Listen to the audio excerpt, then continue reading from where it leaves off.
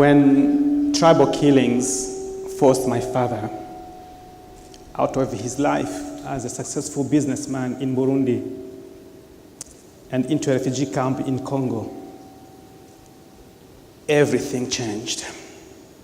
His wealth, his status, everything he owned was taken away from him. The only thing he made sure he held on to was his dignity. Dad was a defender of the weak, humble but hardworking man. But most of all, he was someone that you could trust. When I was born 7 years later in that refugee camp, being identified as my father's son was really great. Neighbors were quick to feed me when I did not have food, and to defend me in terms of quarrels, even when I started the fight. At age 17, the war broke out in Congo, and I was displaced. This time without my family. After a frightening journey, eventually I made it into a refugee camp in Zambia. Life was very difficult. I felt like a complete nobody. Without friends, without family, in a place where even my 6 languages, the 6 languages that I spoke at that time, were not spoken in that place. I had to fight for myself or accept to be buried under the weight of despair. It took for a fellow refugee to trust me, being young and bold, to walk 2 hours from the refugee camp into the main road to go and sell his blanket to those traveling intercity. Well, I didn't know English. So overnight, I memorized my conversation for the next morning, and I was on the road.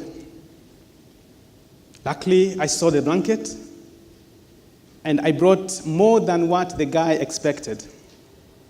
He did not just give me a generous commission, but he went around and told everyone, if you want to sell anything, just go to Innocent.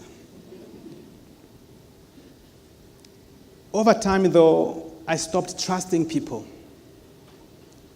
Being a refugee of 27 years, I was often asked by Westerners who came to visit the refugee camps to tell my story. And when I did, they responded with compassion and sometimes with tears. But when the same people did not keep in touch or gave me fake email addresses, I stopped believing that people would do what they say they will. But despite disappointment, I knew what was needed to be done in a refugee camp to unlock the potential of refugees. So I started writing the vision for There Is Hope, an organization that strives for self-reliance of not only refugees, but also their host community in Malawi. Things began to change when I met Florissa,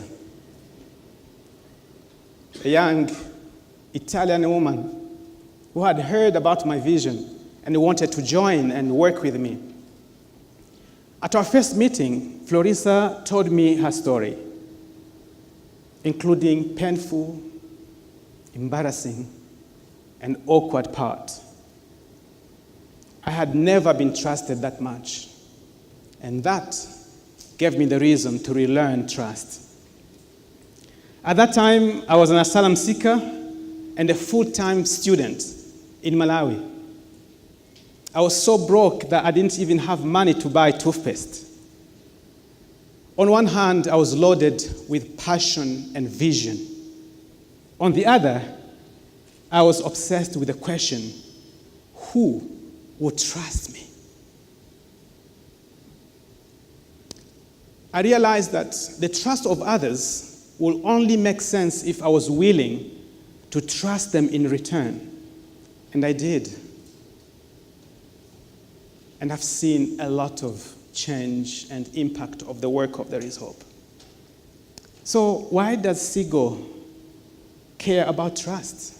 Or why does trust matter to all of us?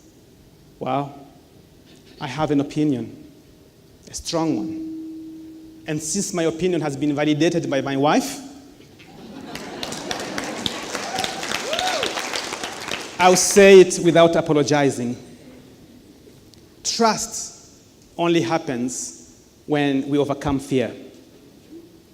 If we allow fear to stop us from trusting, we deny ourselves the chance of ever achieving great things. So, trust.